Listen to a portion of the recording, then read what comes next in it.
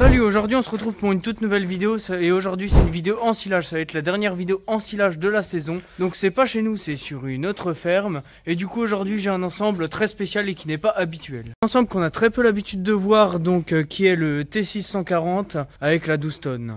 Sur ce, on se retrouve juste après au champ. Regardez, du coup on arrive là où il y a du coup la parcelle. Alors vous ne voyez malheureusement pas grand chose. Mais en gros tout ce qu'il y a à dire sur aujourd'hui c'est qu'il y a un sacré temps de merde quand même.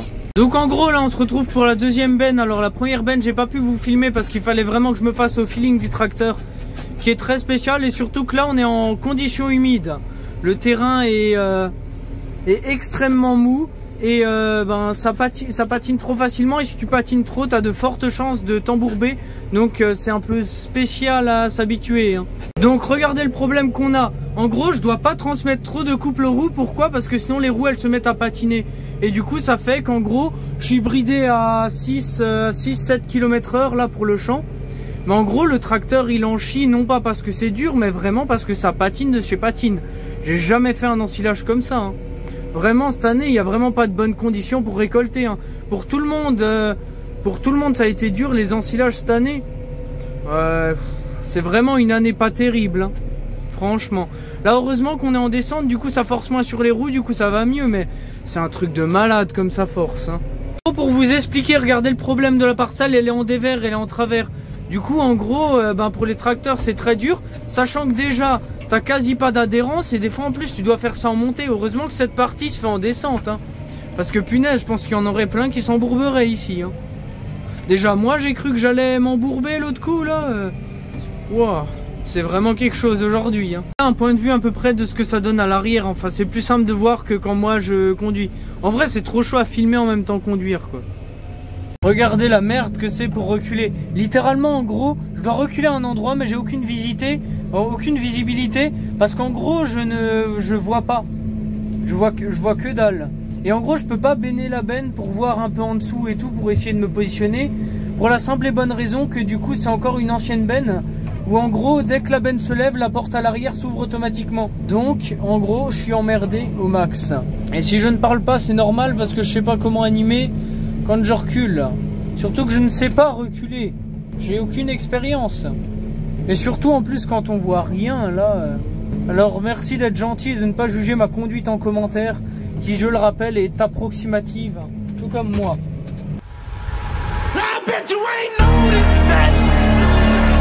Et bon j'ai peur qu'aujourd'hui malheureusement il n'y ait pas beaucoup d'images ni beaucoup de trucs à montrer. Enfin il y aurait des trucs à montrer, c'est pas ça le souci. C'est surtout qu'en fait c'est dur à filmer et de conduire en même temps. Comme j'ai fait à l'autre ensilage où c'était beaucoup plus facile parce que j'avais uniquement à filmer, quoi. J'avais quasiment que à filmer, quoi. Donc j'avais de la chance. Là cet ensilage je dois conduire une benne et en plus filmer. Donc en plus vous pourrez même pas avoir les points de vue de ce que ça rendrait sur les autres véhicules ou quoi. Or que franchement il y a une belle ensileuse, hein. Il y a du beau matériel. Et en gros là j'active la prise de force pour que ça lève. Et en gros basiquement on attend que ça commence à benner et après il faudra juste avancer. Bon je pense que pour typiquement ce genre d'événement là, je vous le mettrai en accéléré en montage avec de la musique, mais bon on verra. Au cas où je l'anime quand même, quoi. Mais par contre j'ai peur encore d'avoir mis la main devant le micro. Alors ne soyez pas étonnés si le son est pas là, vraiment. C'est vraiment juste les micros qui sur mon téléphone sont vraiment mal foutus et sont positionnés à l'endroit où tu mets ta main. En gros je suis obligé de tenir le téléphone d'une façon bizarre juste pour pas mettre la main sur les micros, quoi. Hop, la benne arrête de lever, voilà. Et on va la redescendre. En gros pour ceux qui se demandent, il y a une petite corde bleue là que je tire pour descendre. C'est un bon vieux système, quoi.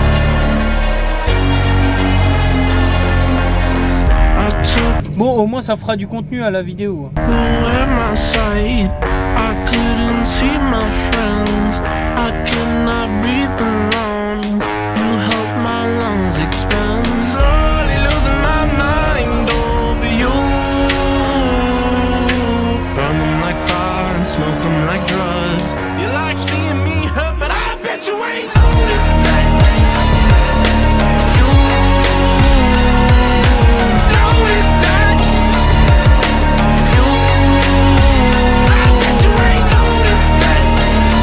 Regardez l'état de ce tracteur. Non, en gros, basiquement, le champ était tellement sale, tellement humide qu'en gros, là déjà on a eu de la terre qui a collé, qui s'est éjectée de là. Le tracteur, on lui voit même plus les phares. Ah, ça c'est du chantier, ça c'est du chantier propre, hein.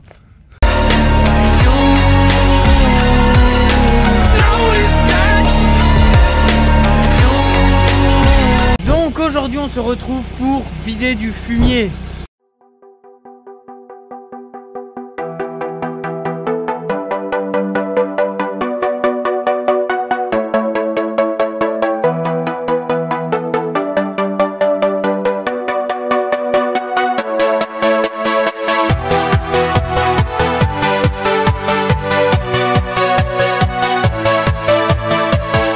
En gros on se retrouve quand j'ai fini de charger du coup la première benne.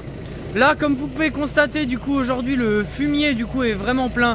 Et c'est pour ça que justement aujourd'hui on doit absolument aller vider. Et donc justement c'est parti pour aller au champ. Regardez-moi ce beau paysage. Donc là comme on peut constater il y a plein de maïs qui du coup vont être moissonnés et qui n'ont pas été ensilés. C'est du maïs qui devient de plus en plus jaune et en même temps ça se comprend. Parce que comme vous pouvez sûrement le constater sur la vidéo, justement il se met à pleuvoir de plus en plus ces temps-ci. Déjà hier c'était quelque chose, d'ailleurs vous verrez comme vous l'avez pu le voir plus tôt dans la vidéo. J'espère qu'aujourd'hui ce sera pas pareil. Normalement il n'y a pas de raison mais on enchaîne la pluie là.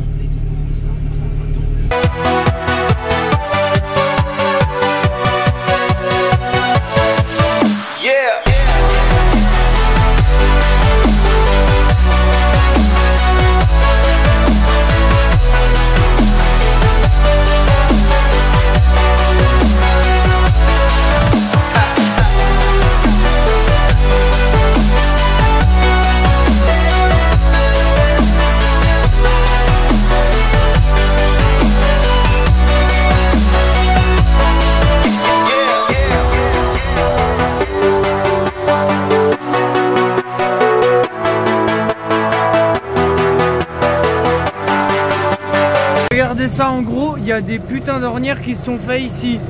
Pour vous expliquer, en gros, je dois en gros passer à côté des tas de fumier et du coup circuler là dans le champ.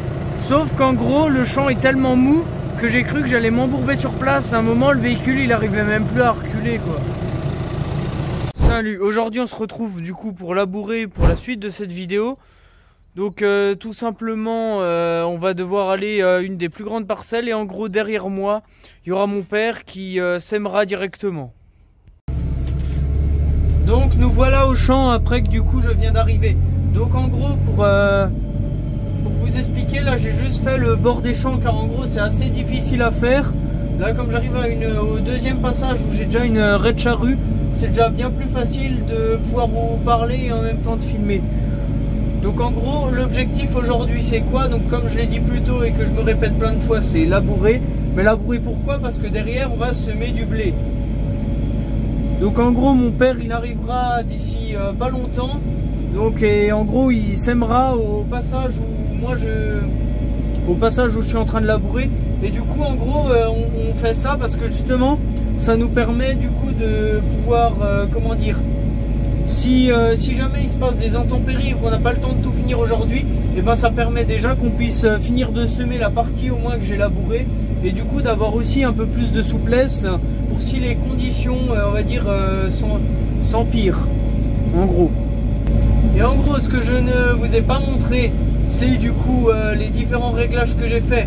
Donc j'ai activé les 4 roues motrices et le blocage de différentiel sur le tracteur. Donc pourquoi les 4 roues motrices? Donc pour que les 4 roues elles tournent au lieu qu'il n'y ait que 2 roues comme sur la route. Et donc le blocage de différentiel c'est assez simple. C'est pour faire que les roues au lieu qu'elles tournent de façon différée, elles tournent ensemble et du coup ça permet moins de perte d'adhérence. Et en gros ce que j'ai pas eu le temps de vous filmer aujourd'hui, donc c'est assez simplement quand on réglait le semoir et qu'on chargeait les différents sacs. Donc on a réglé le semoir à peu près à 300 grains par mètre carré il me semble. Du coup selon les graines après c'est assez compliqué à expliquer, j'ai très peu de connaissances là-dedans, mais en gros les graines sont toujours calculées, donc on prend toujours comme référence le poids de 1000 grains, donc le poids de ce que représente 1000 graines là pour le coup de blé. Et après on est obligé donc de régler pour avoir une certaine densité, donc pour pas en mettre trop ni trop peu. Et là du coup on a estimé que la méthode optimale c'était d'environ de mettre 300 grains mètre carré. Et le PMG il me semble qu'il est à quelque chose comme 46 ou 47 grammes sur la variété qu'on a choisie. Or malheureusement j'ai pas le nom de la variété. Alors maintenant du coup on se retrouve plus tard quand j'ai avancé dans le champ. Donc en gros si vous vous demandez justement pourquoi le tracteur a arrêté, donc c'est pour laisser le temps du coup à mon père qui est en train de semer de pouvoir avancer. Donc comme vous pouvez le constater, là c'est la partie que je viens de labourer. Donc regardez, ça travaille à peu près à une profondeur je dirais d'environ 20-25 cm de profondeur je dirais à peu près. Et puis du coup la charrue que j'ai pas présentée, enfin je sais même pas si j'ai déjà présenté sur cette chaîne, on laboure pas souvent, mais en gros la charrue c'est une 4 socs réversible. En gros tout ce que ça veut dire réversible c'est qu'en gros ça peut tourner, donc cette partie là peut être là-haut, et en gros ça permet de pouvoir sortir d'un sens et revenir dans l'autre sens. Si en gros la charrue n'est pas réversible, en gros tu es obligé de tout labourer du même sens. Et ensuite cette charrue a une autre option, donc elle est ce qu'on appelle vari-large, donc en gros la largeur, on peut la régler hydrauliquement. Donc comme vous pouvez le constater, on peut la régler de 12 pouces à 20 pouces, en gros au niveau largeur. Ça permet du coup de pouvoir garder un labour droit. Et du coup, après le passage du combiné, qu'est-ce que ça donne?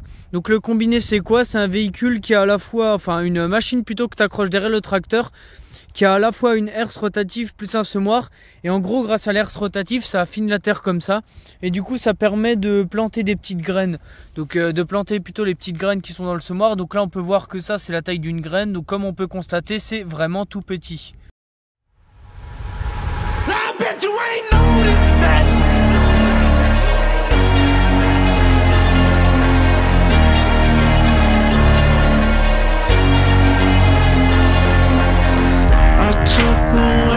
I couldn't see my friends, I could not breathe alone.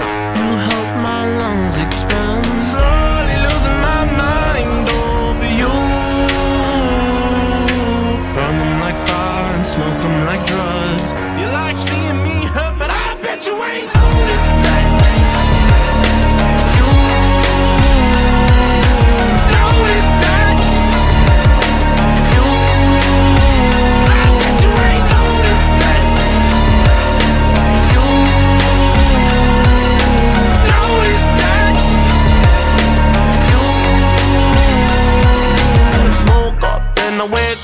Into it, I know that I'm a bad man, nothing to it. I do that, kinda knew that, don't tell me. I know that we'll be fine someday, my love, love.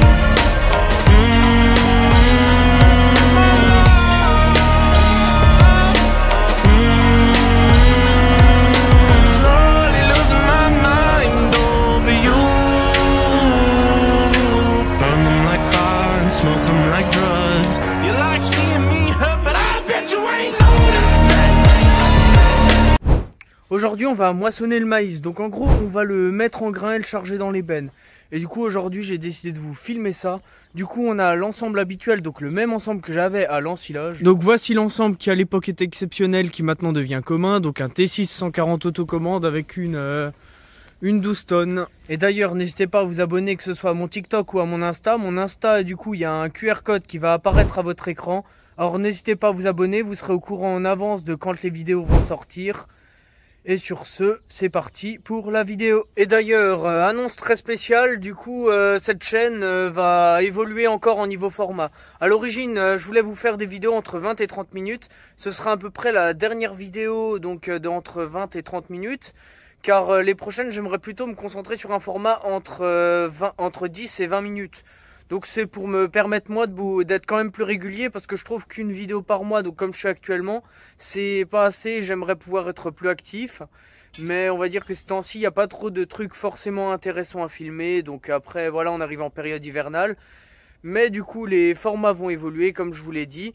Et puis de temps en temps, ça m'empêchera pas de vous refaire des formats plus longs. Des fois, des jours où il y aura plus à filmer. Il y aura peut-être des formats de 20 à 30 minutes qui reviendront, mais occasionnellement, quoi. Et d'ailleurs, autre information que je souhaiterais vous partager. J'ai ouvert une seconde chaîne, donc une chaîne qui s'appelle Alza Gaming.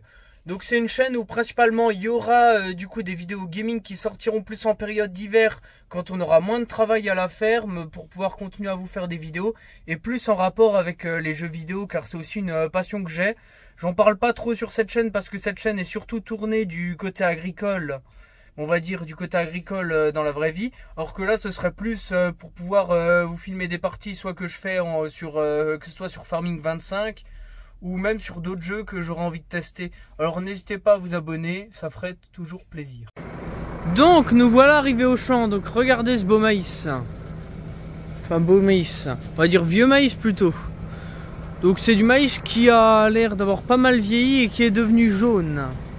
Et donc regardez ce blé, on va voir si c'est un beau blé ou pas. Pour savoir si un maïs est de qualité de base, il faut savoir...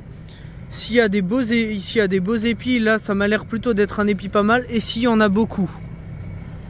Donc là on peut constater qu'il n'y en a qu'un. Donc bon, en tout cas l'épi a l'air beau.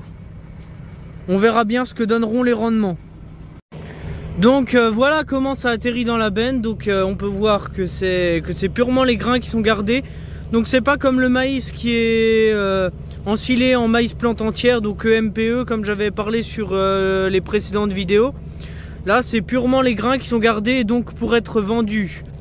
Là ce que je peux constater du coup en les touchant c'est que justement ils sont relativement humides. Donc à voir si les rendements sont bons, mais en tout cas je pense qu'en niveau taux d'humidité ils seront assez élevés. Donc en gros pour vous expliquer là, pour peser, je vais devoir aller sur cette balance là qui est devant moi. Je vais devoir mettre tout le tracteur et en gros ce qui est important de noter là sur cette étape c'est que ce qui compte c'est le poids du début moins le poids de la fin. Et du coup ça permet d'estimer quel était le chargement et tout ça. Et après il y a donc je reprends, donc je voulais dire après il y a du coup la dame qui est juste là qui s'occupe du coup de récupérer une partie des grains qui va tomber donc quand ma benne va commencer à benner. Et puis du coup ça va permettre de savoir à peu près l'humidité et du coup pouvoir permettre de mettre une note sur le maïs, dire à quel pourcentage il était d'humidité et tout ça. She stole a smile and my heart responded. She's everything I never knew I wanted. And money won't buy her happiness. Yeah, she's my kind of... Ah oui, et du coup ce que j'ai oublié de vous montrer, c'est que du coup le maïs là il descend dans une fosse là-bas derrière. Et du coup dans la fosse que ça va descendre justement, c'est là-dedans que ça va être stocké. Et du coup ça va être ramené donc dans des silos là-haut, qui va du coup pouvoir permettre au camion de récupérer, de pouvoir transporter ce qu'il y a dans les silos une fois que les silos sont pleins. Donc premier truc qu'on peut constater, le maïs du coup avait 31,60% d'humidité. Et donc là on peut constater du coup le poids d'entrée et le poids de sortie. Donc le poids d'entrée c'est le poids 1. Du coup mon ensemble avec rempli de maïs du coup pèse 21 980 kg. Et du coup au deuxième passage il pesait plus que 10 tonnes 960. Donc ça fait qu'en gros la benne il y avait à peu près 11 tonnes dedans.